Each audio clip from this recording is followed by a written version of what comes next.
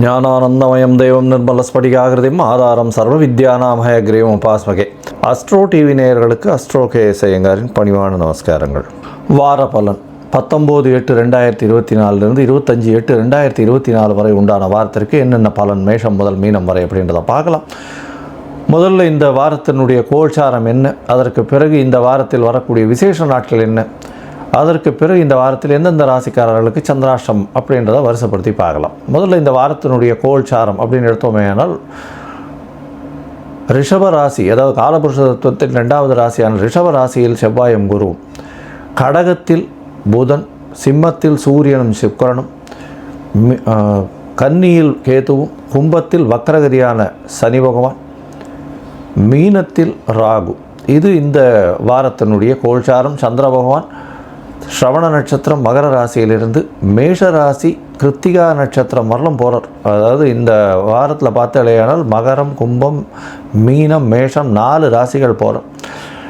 இந்த வாரத்தில் வரக்கூடிய விசேஷ நாட்கள்னு பார்த்தாலேயானால் 19ஆம் தேதி அன்னைக்கு ரிக்வேதம் யஜுர்வேதத்தினுடைய உபாகரமானு போட்டிருக்கோம். வேதத்தினுடைய அத்தியனம் செய்யக்கூடிய முதல் நாளாக சொல்லக்கூடியது பூனல் மாத்திப்பா, ரொம்ப பெரிய விசேஷமான நாள், வேதத்தின் ஆரம்ப நாள்னு சொல்லக்கூடியது இந்த உபாகர்மா. 20ஆம் தேதி அன்னைக்கு காயத்ரி ஜபம் எல்லா வேதத்துக்காரர்களுக்கும், அதாவது ரிக் யஜுர் சாம வேதக்காரர்கள் எல்லாருக்குமே அன்றைக்கி காயத்ரி ஜபம் 1008 காயத்ரி ஜபம் பண்ணுறதும், தலையாவணி ஆவட்டம் பண்ணக்கூடிய குழந்தைகள்லாம் இந்த இதுவெல்லாம் பண்ணி அதை ஹோமகுண்டம் வளர்த்து அதெல்லாம் பண்ணி பண்ணுறது பெரிய விசேஷம். இந்த வாரத்தில் பார்த்தாலேயானால் 22ஆம் தேதி அன்னைக்கு தேய்பிரை சதுர்த்தின்றதெல்லாம் மகா சங்கரஹர சதுர்த்தி வருது. அதை தவிர பார்த்தோம்னா இன்றைக்கி வாஸ்து நாள் வேறு. மத்தியானம் 2:31 4:01 வரலும் வாஸ்து புருஷன் கண் விழிக்கும் நாள். இந்த வாஸ்து புருஷன் அப்படின்றவர் ஒரு வருஷத்துக்கே பார்த்தோம்னா 8 நாள் தான் கண்ணு முழிப்பார். அந்த காலகட்டத்தில் எந்தவித தோஷமும் கிடையாது, நிர்தோஷமற்ற நாள் அப்படின்னு சொல்லக்கூடியது. திதி வாரம் சூன்யம் எந்த ஒரு இதுக்கும் கட்டுப்படாது. அதாவது ராகுகாலம் யமகண்டம் அந்த ஒரு விஷயங்கள் எதுவுமே வராது. நட்சத்திரம் எந்த ஒரு தியாஜ்யம் அதெல்லாம் எதுவுமே வராது. அதனால் அந்த காலகட்டத்தில் எந்த ஒரு கிரக பிரவேசமோ இல்லைன்னா மனை அடிகோல் படுறதோ இது ஒரு பெரிய ஏற்றத்தை கொடுக்கும். அதுலேயும் 2:31 4:01 அப்படின்னும்போது அதை 5ஆக பிரித்து 18 நிமிஷமாக பிரிச்சிருப்பாள். வாஸ்து புருஷன் கண் விழித்து, அதாவது அவர் காலை கடன்கள் முடிக்கும் நேரம் ஒரு 18 நிமிஷம், அதற்கு பிறகு குளிக்கக்கூடிய நேரம் 18 நிமிஷம், அதற்கு பிறகு சாமி பூஜை செய்யக்கூடியது ஒரு 18 நிமிஷம், அதற்கு பிறகு அவர் போஜனம் செய்கிறதும் 18 நிமிஷம், அதற்கு பிறகு தாம்பூலம் தரித்தல் 18 நிமிஷம் அப்படின்னு 18 5 வகையாக பிரிச்சிருப்பாள். இதில் தாம்பூலம் தரிக்கும் நேரமும் போஜனம் செய்யும் நேரமும் அதீத உகந்தது அப்படின்னு சொல்லக்கூடியது. அதாவது 4:01 - 36 நிமிஷம் அப்படின்னு பார்த்தாலேயானால் கிட்டத்தட்ட 3:25 ஒரு 36 நிமிஷத்துக்கு ஒரு மிகவும் ஏற்றமான காலம் மத்தியானம். இந்த காலகட்டத்தில் ராகு காலம் இருந்தாலும் சரி, யமகண்டம் இருந்தாலும் சரி, குளிகை இருந்தாலும் சரி, எந்த ஒரு விஷயம், அதாவது நட்சத்திரம் சரி வரல அப்படின்னாலும், அஷ்டமி நவமியாக இருந்தாலும் சரி, எந்த ஒரு விஷயத்திற்கும் அது கட்டுப்படாது. அதில் வாஸ்து புருஷன் கண் விழிக்கும் நாள் மிகவும் ஏற்றமான காலகட்டம் அப்படின்னு சொல்லக்கூடியது. இது 22ஆம் தேதி அன்னைக்கு மத்தியானம் ஒரு 2:30 2:31 4:01 வரலும் இருக்குது.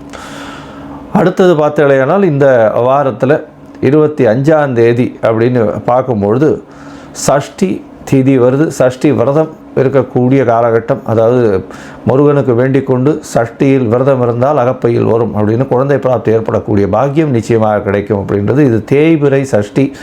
இந்த காலகட்டத்தில் தேய்பிரை சஷ்டியில் எதிரிகளை வீழ்த்துவதற்காக விரதம் இருப்பார்கள், கஷ்டங்கள் போவதற்காக விரதம் இருப்பார்கள். அதை தவிர பண முடை இருப்பதற்கு, அதற்கு போவதற்கு அந்த கஷ்டங்கள், பண கஷ்டம், மன கஷ்டம், இது ரெண்டும் போகிறதுக்கு உண்டானதுக்கு பண்ணக்கூடியது. ஒரு வருட காலம் பண்ணக்கூடியது. அதனால் இதன் மூலியமாக பெரிய வெற்றி கிடைக்கக்கூடிய காலகட்டம். கஷ்டத்தை விட்டு வெளியில் வரக்கூடிய வாய்ப்புகள் நிச்சயமாக உண்டு. இந்த வாரத்தில் வரக்கூடிய சந்திராஷ்டம ராசிகள்னு பார்த்தாலேயானால் மிதுனம், கடகம், சிம்மம், கன்னி இந்த 4 ராசிக்காரர்களுக்கும் சந்திராஷ்டம காலங்கள் அப்படின்னு சொல்கிறோம். இந்த சந்திராஷ்டம காலகட்டத்தில் உங்களுக்கு, அதாவது சந்திர பகவான் மதிகாரகன் 8ஆம் இடத்தில் மறையக்கூடிய காலகட்டம். 8ஆம் இடத்தில் சந்திர பகவான் உங்களுடைய பிறந்த ராசிக்கு இருக்கும்போது சந்திராஷ்டமம். அதனால் மதிகாரகன் மறைந்திருக்கக்கூடிய காலகட்டத்தில் சந்திராஷ்டமம்னு சொல்லக்கூடியது. சந்திராஷ்டமத்தின் காலகட்டத்தில் பார்த்தீங்கன்னா உங்களுடைய அதாவது முடிவுகள் தவறாக போகக்கூடிய வாய்ப்புகள் உண்டு. புதிய முயற்சி வேண்டாம், வெளியூர் வெளிநாளில் பிரயாணம் வேண்டாம்னு சொல்கிறோம். ஏன்னா அதாவது புத்திகாரகன், அதாவது மனக்காரகன், அவரே வந்து மன கிளேசமடையக்கூடிய காலகட்டமாக அமையும். அதனால் சந்திராஷ்டம காலகட்டங்களை தவிர்க்கிறது ரொம்பவும் நல்லது என்ற ஒரு முடிவு எடுக்கிறதுக்கும் அப்படின்னு சொல்கிறோம். ஒருவேளை எடுக்க வேண்டிய கட்டாயம் இருந்ததுன்னா சந்திர பகவானுக்கு உண்டான எளிய பரிகாரம்னு சொல்லக்கூடிய அல்லி மலர் அருகில் இருக்கக்கூடிய சிவன் கோயிலில் கொண்டு போய் கொடுத்துட்டு அவங்க காரியத்தை பண்ணுங்கோ. அது வந்து சந்திராஷ்டமத்தின் தாக்கத்தை குறைக்கும். சரி, இந்த வாரம் ஒரு ராசியாக மேஷம் முதல் மீனம் வரை 19/8/2024 25/8/2024 வரை உண்டான பலன்களை பார்ப்போம். அதற்கு முன்னாடி என்னுடைய மொபைல் நம்பர் கீழே ஸ்க்ராலிங்கில் போயிட்டு இருக்கும். உங்களுக்கு அஸ்ட்ராலாஜிக்கல் கன்சல்ட் தேவைப்பட்டதுன்னா எனக்கு ஃபோன் பண்ணுங்க, நான் அப்பாயின்மெண்ட் தரேன். அதாவது உங்களுடைய date, time, place of birth, உங்களுடைய பெயர், தாய் தகப்பனார் பெயர் நீங்கள் அனுப்பிச்சாலேயானால் உங்களுடைய ஜாதகத்தை போட்டு அதில் சந்திரனுக்கு சந்தி இருக்கா, லக்ன சந்தி இருக்கா, ராசி சந்தி இருக்கா, நட்சத்திர சந்தி இருக்கா, இதெல்லாத்தையும் பார்த்துட்டு அதற்கு பிறகு உங்களுடைய தசாபுக்தி, அந்தரம், சூக்ஷ்மம் இதெல்லாத்தையும் பார்த்துட்டு இன்றைய கோல்சார நிலை பிரகாரம் உங்களுடைய கஷ்டகாலங்கள் எப்படி இருக்குது, உங்களுடைய கஷ்டத்துக்கு என்ன வழி அப்படின்றதையும் சொல்கிறேன். என்னுடைய கட்டணம் என்னன்றதையும் தெரிவிக்கிறேன். அந்த கட்டணத்தை போட்டுட்டு அதுக்கப்புறம் நீங்கள் அப்பாயின்மெண்ட் வாங்கிக்கோங்க. இப்போது மேஷம் முதல் மீனம் வரை 19/8/2024 25/8/2024 வரை உண்டான காலகட்டத்திற்கு ஒரு ராசியாக பார்க்கலாம். சிம்மம், மகம், பூரம், உத்திரம் இந்த 3 நட்சத்திரம் 9 பாதங்களை கொண்ட ராசி. ராசியின் அதிபதி அப்படின்னு சொல்லக்கூடியவர் சூரியன் ஆட்சி பெற்று போயிருக்கார். இந்த வாரம் பார்த்தலையானால் 19/8/2024 25/8/2024 வரலும் உண்டான வாரத்தில் சூரிய பகவான் ஆட்சி பெற்று போய் தன்னுடைய வீட்டிலேயே அமர்ந்திருப்பது பெரிய ஏற்றம். சிம்மத்திலேயே சூரியன் இருக்கிறது. ஆவணி மாதம் மொத்தம் சிம்மத்தில் தான் இருப்பார். சுக்கிரனோடு சேர்ந்திருக்கார். உங்களுடைய ராசிக்கு பார்த்தோம்னா 3, 10 அதிபதினு சொல்லக்கூடிய சுக்கிரன் உங்களுடைய ராசியிலே சேர்த்து இருக்கக்கூடிய காலகட்டமாக அமைய போகிறது. இந்த வாரத்தில் பார்த்தோம்னா உங்களுடைய ராசிக்கு 2ஆம் இடத்துல கேத்து போகான்றதுனால பேச்சில் கொஞ்சம் ஜாகிரதையாக இருக்கிறது ரொம்பவும் நல்லது. அதை தவிர வந்து பேச்சில் ஜாகிரதையாக இருக்கணும். அதை தவிர உங்களுடைய பண வரவு வந்து நிச்சயமாக நல்லபடியாகவே இருக்கும். இருந்தாலும் தேவையற்ற செலவுகள் குடும்பத்திற்குன்னு பண்ண வேண்டிய காலகட்டமாக இருக்கும். உங்களுடைய ராசிக்கு சப்தமத்தில் இருக்கக்கூடிய சனி பகவான் வக்கரகதியில் இருக்கிறதுனால எதிர்பாலினத்தவரால் சில தொல்லைகள் வரக்கூடிய வாய்ப்புகள் உண்டு. பார்ட்னர்ஷிப் பிஸ்னஸில் கொஞ்சம் செட்பேக் இருக்கக்கூடிய காலகட்டமாக அமையும். உங்களுடைய ராசிக்கு 10ஆம் இடத்துல வந்து குரு பகவானோட சேர்ந்து செவ்வாய் இருக்கிறதுனால இந்த ரியல் எஸ்டேட்டு, அட்மினிஸ்ட்ரேஷன், பொலிட்டிக்கல், அதை தவிர வந்து அரசியல், அரசு சார்ந்த வேலை செய்பவர்கள், அரசுக்கு சார்ந்த கான்ட்ராக்ட் எடுக்கிறவங்களுக்கு இவங்களுக்கெல்லாம் பெரிய ஏற்றம் கிடைக்கக்கூடிய காலகட்டமாக அமைய போகிறது. ராசிக்கு 8ஆம் இடத்துல ராகு பகவான் இருக்கிறதுனால மறைந்த இடத்திலிருந்து பணம் வரக்கூடிய வாய்ப்புகள் நிச்சயமாக இருக்கும்.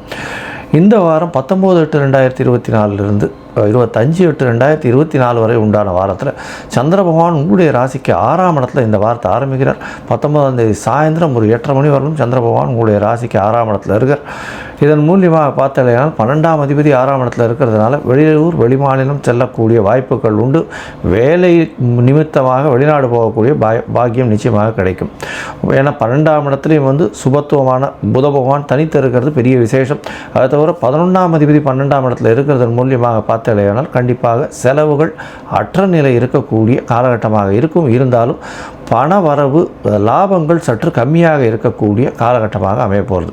இந்த வாரம் உங்களுடைய ராசிக்கு சப்தமத்தில் சந்திர பகவான் போகிறார். 12ஆம் அதிபதி 7ஆம் இடத்துல போகிறார். இதன் மூலியமாக பார்ட்னர்ஷிப் பிஸ்னஸில் சிறு செலவுகள் அதிகமாக இருக்கக்கூடும். எதிர்பாலினத்தவருக்காக செலவுகள் பண்ணக்கூடிய காலகட்டமாக அமையும். நண்பர்களுக்குன்னு கொஞ்சம் அதிகமாக செலவு பண்ணக்கூடிய வாய்ப்புகள் உண்டு. உங்களுடைய ராசிக்கு 7ஆம் இடத்துல போகும்போது சந்திர பகவான் பௌர்ணமி யோகம் வேறு வருது. இந்த வாரத்தில் வந்து நல்ல ஒரு ஏற்றம் கிடைக்கக்கூடிய காலகட்டம். இருந்தாலும் ரொம்ப ஜாகிரதையாக எதிர்பாலினத்தோர் மூலியமாக ஜாகிரதையாக இருக்கிறது நல்லது. ராசிக்கு 8ஆம் இடத்துல சந்திர பகவான் போகிறார். சந்திராஷ்டம காலம்னு சொல்கிறோம். அதாவது 21ஆம் தேதி ராத்திரி ஒரு 11:11 மணியிலிருந்து 24ஆம் தேதி அதிகாலை ஒரு 1:30 மணி வரலும் சந்திர பகவான் உங்களுடைய ராசிக்கு 8ஆம் இடத்துல இருக்கார். சந்திராஷ்டம காலம். புதிய முயற்சி வேண்டாம், வெளியூர் வெளிமாநிலம் பிரயாணம் வேண்டாம்னு சொல்கிறோம். சந்திராஷ்டமம் 8ஆம் இடத்துல சந்திர பகவான் இருக்கிறதுனால மறைந்த இடத்துலேருந்து திடீர் பொருள் வரும். என்ன ஒரு பெரிய விசேஷம்னா 12ஆம் அதிபதி 8ஆம் இடத்துல போய் இருக்கிறதுனால ஒரு மறைவு ஸ்தானாதிபதி இன்னொரு மறைவு ஸ்தானத்தில் இருக்கிறது விசேஷம். இதன் மூலியமாக நினைத்து பார்க்க முடியாத அளவுக்கு திடீர் பொருள் வரும். அதை தவிர வந்து வெளிநாடு வெளியூர் சம்பந்தமாக நல்ல ஒரு செய்தி வரக்கூடிய வாய்ப்புகள் உண்டு.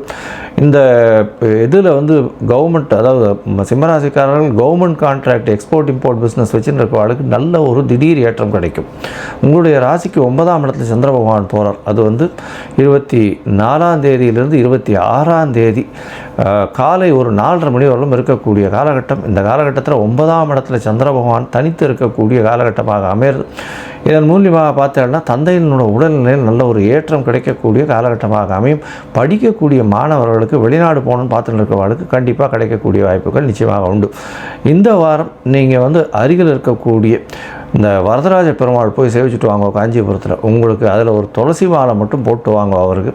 உங்களுக்கு நல்ல ஒரு ஏற்றமும் மாற்றமும் இந்த வாரம் நிச்சயமாக வரும்.